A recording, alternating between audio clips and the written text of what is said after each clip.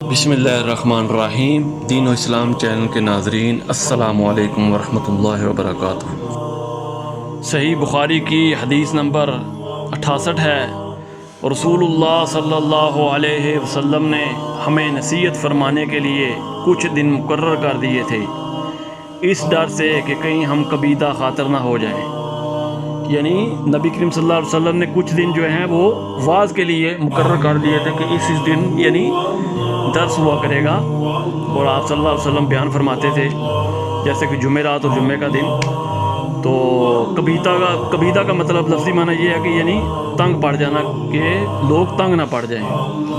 اسی طرح حدیث نمبر 59 ہے، آپ صلی اللہ علیہ وسلم نے فرمایا، آسانی کرو اور سختی نہ کرو، اور خوش کرو اور نفرت نہ دلاؤ۔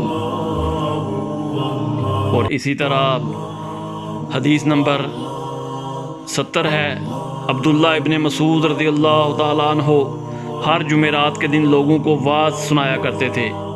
ایک آدمی نے ان سے کہا، اے ابو عبد الرحمن، میں چاہتا ہوں کہ تم ہمیں ہر روز واعظ سنایا کرو۔